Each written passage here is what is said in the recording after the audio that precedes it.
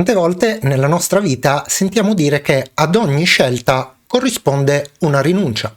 E questo purtroppo è sicuramente vero, ma è ancor più vero nell'ambito dell'informatica.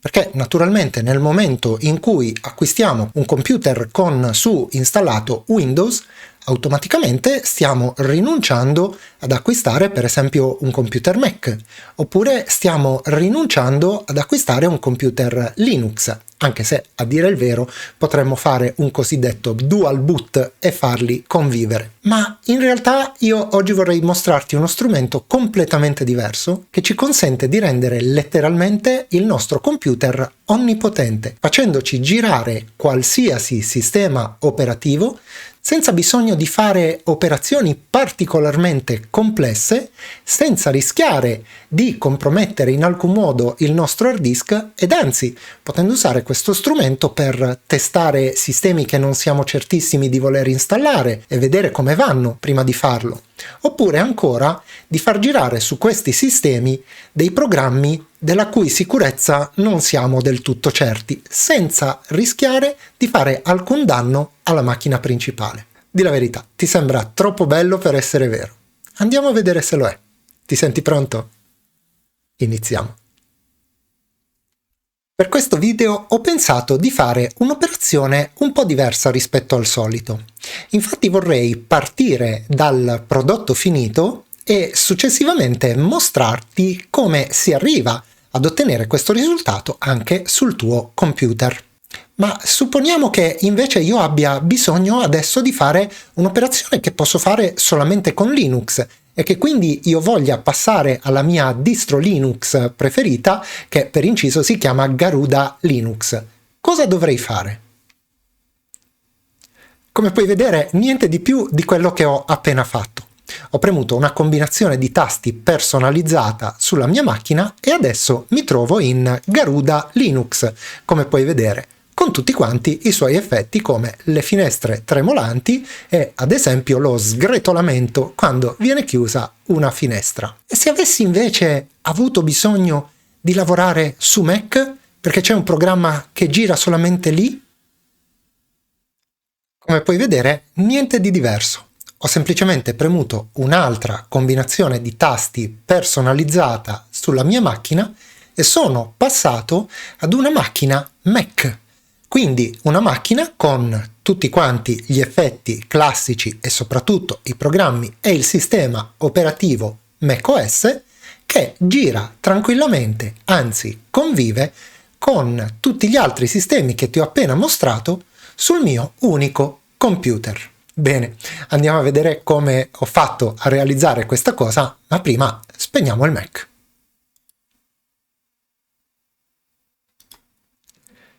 Bene, dopo aver spento la nostra macchina Mac, rieccoci catapultati nuovamente nel nostro RevaiOS, con la speranza di non averti fatto girare troppo la testa con questo tourbillon di sistemi operativi. Prima di procedere però con il video di oggi e di farti vedere come ho scaricato, installato e configurato tutte queste macchine diverse sul mio computer, volevo cogliere l'occasione per rispondere a due domande che tantissimi mi avete fatto relativamente a RevaiOS, cioè come si attivano gli aggiornamenti e come si attiva il Defender. A tutti ho risposto che basta andare in Revision Tool, accettare le modifiche naturalmente, dopodiché in Security abbiamo la possibilità di attivare il Windows Defender. Ci verrà richiesto di riavviare la macchina, ma è una cosa che possiamo fare anche in un secondo tempo. Se invece ci portiamo su Windows Updates, è di qui che disattivando questa voce, mi raccomando disattivandola, possiamo mostrare nuovamente la pagina degli aggiornamenti. Fatto questo, li troveremo come al solito nel nostro amico Windows. Eccoli qui. Ma torniamo a noi. Per scaricare il programma che ci servirà per fare la magia che ti ho appena mostrato, bisogna andare sul nostro browser di fiducia e nel motore di ricerca digitare VirtualBox.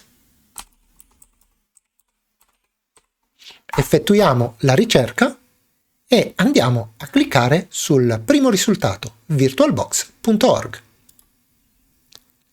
A questo punto andiamo nella sezione Downloads, qui sul lato sinistro, e scegliamo di installare VirtualBox nella versione Windows Host. Mi raccomando, questo è importantissimo.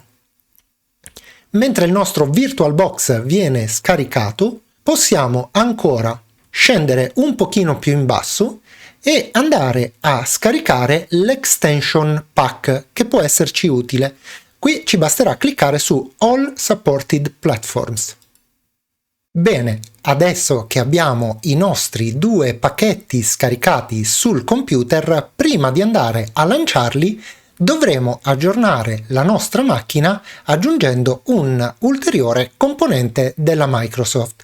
Quindi possiamo andare qui in alto nella barra e digitare Visual C++ Redistributable.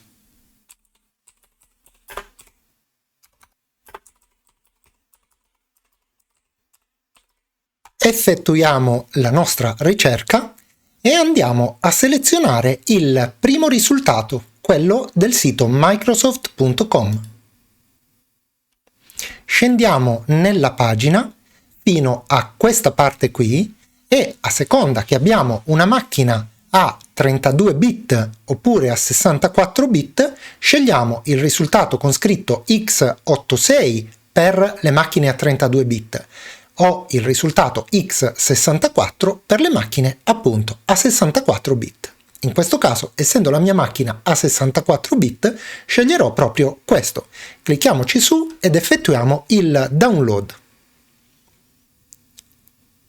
Bene, adesso che abbiamo i file che ci servono, possiamo andare ad aprire la cartella in cui li abbiamo scaricati, chiudere il browser e nella nostra cartella andremo a cercare il file che inizia con vc redist, finisce con un .exe. Facciamoci doppio clic sopra, accettiamo i termini e le condizioni di licenza e clicchiamo sul pulsante installa. L'installazione dura pochi secondi, ma prima dovremo naturalmente accettare le modifiche al nostro dispositivo. Ecco fatto. Ora possiamo andare a lanciare il file che inizia con VirtualBox. Il mio si chiama 706, probabilmente la tua versione sarà come al solito più alta se lo dovessi scaricare tra un po' di tempo. Facciamo doppio clic, accettiamo anche in questo caso le modifiche al sistema, clicchiamo su avanti su questa finestra che ci si apre e andiamo a disabilitare l'ultima voce, quella relativa al Python Support. Clicchiamo quindi sull'opzione la funzionalità completa non sarà disponibile. Clicchiamo su avanti e clicchiamo su sì, ma non prima di aver notato che ci potrebbe essere una temporanea disconnessione delle nostre interfacce di rete, cioè per un attimo potremmo restare senza internet. Questo è opportuno saperlo nel caso in cui sul tuo computer stessi scaricando qualche altra cosa più importante mentre fai questo lavoro e non vorrei che il download ti si interrompesse. Quindi clicchiamo su sì e clicchiamo quindi su installa. Attendiamo il termine dell'operazione, togliamo il segno di spunta su avvia Oracle VM VirtualBox e clicchiamo su fine. Come vedi, l'icona di VirtualBox è già presente sul nostro desktop, ma prima di lanciarla andiamo ad aggiungere anche le extension pack. Facciamoci doppio clic e clicchiamo sul pulsante installa. Scorriamo fino in fondo questa finestra e clicchiamo su accetto. Accettiamo anche che vengano apportate le solite modifiche al nostro dispositivo, cliccando naturalmente su sì, ed ecco fatto. Siamo pronti per incominciare. Chiudiamo tutte le finestre aperte e andiamo a vedere come funziona il nostro VirtualBox. Prima di cominciare, però, penso che sia d'obbligo una piccola spiegazione di quello che andremo a fare. Sostanzialmente, grazie a questo programma, andremo a sottrarre temporaneamente alla nostra macchina una porzione delle sue risorse per dedicarla alla creazione di una macchina virtuale. La macchina virtuale funziona a tutti gli effetti come se fosse un computer a sé stante. A tutti gli effetti nel senso che la comunicazione tra la macchina virtuale e la macchina reale è possibile solo se noi lo vogliamo. Diversamente, tanto per fare un esempio, se noi infilassimo una serie di virus nella macchina virtuale, la nostra macchina reale rimarrebbe comunque completamente pulita e al sicuro. Bene, vediamo come creare una prima macchina virtuale.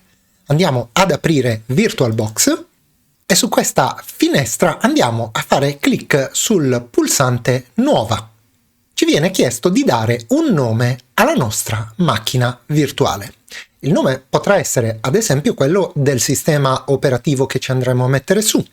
Ed io quest'oggi vorrei fare una prova. Se hai notato, infatti, tra i vari file scaricati ce n'era uno in più rispetto a quello che avrai tu. Questo Win10 Pro 20H2 Superlight, che è un sistema operativo super leggero, una via di mezzo tra Tiny10 che ho presentato e RevaiOS che vorrei provare. Non ti sto a far vedere come ho scaricato questa immagine perché devo ancora provarla, però diciamo che può andare benissimo creare con questa una macchina virtuale per poter iniziare a sperimentarci su. Quindi ricordiamoci che il nostro file ISO è un file ISO, è esattamente come il RevaiOS che ti ho fatto scaricare, oppure come il Tiny10 che abbiamo provato un po' di tempo fa.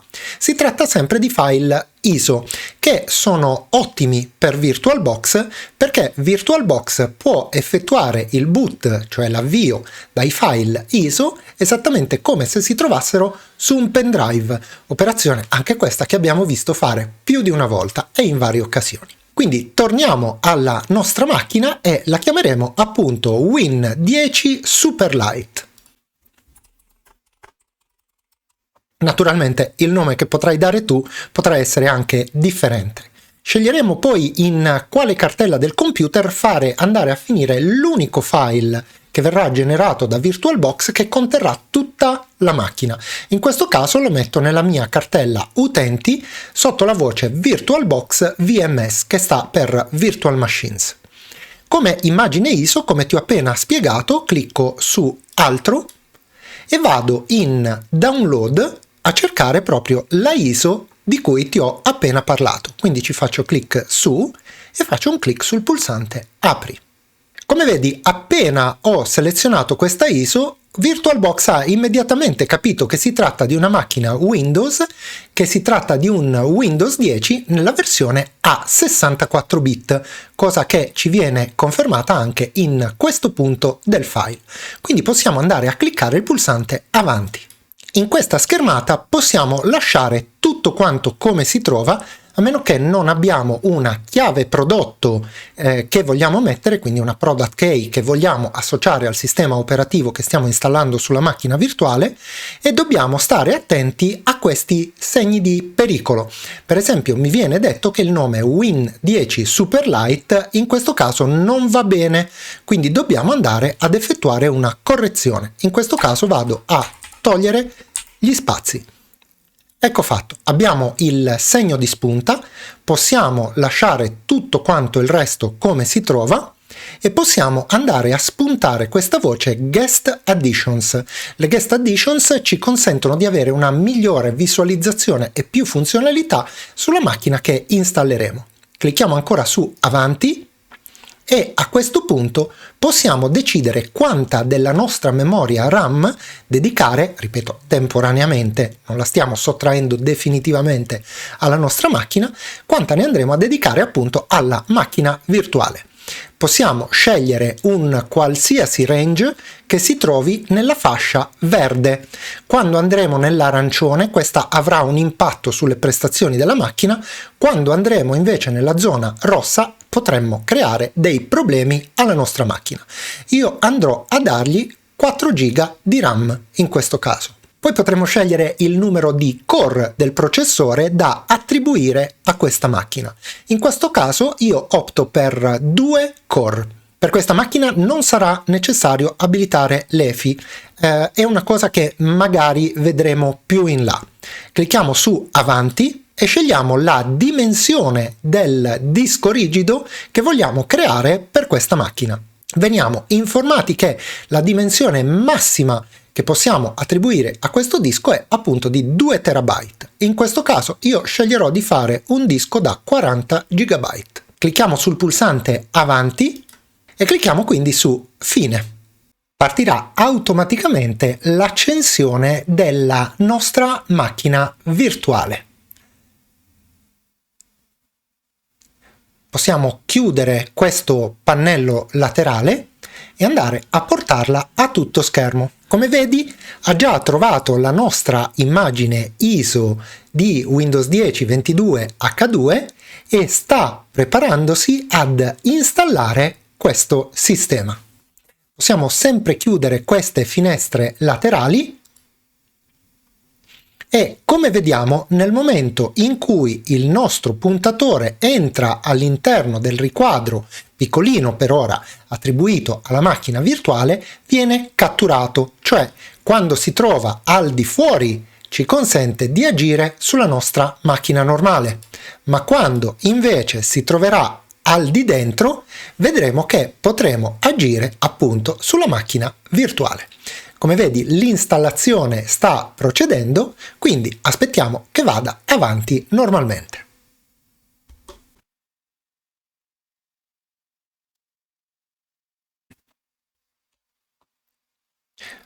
Ok, clicchiamo per risparmiare tempo e riavviare immediatamente.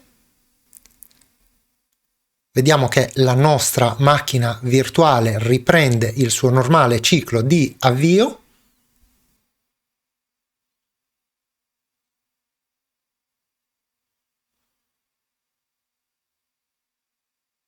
E attendiamo il termine di queste altre operazioni.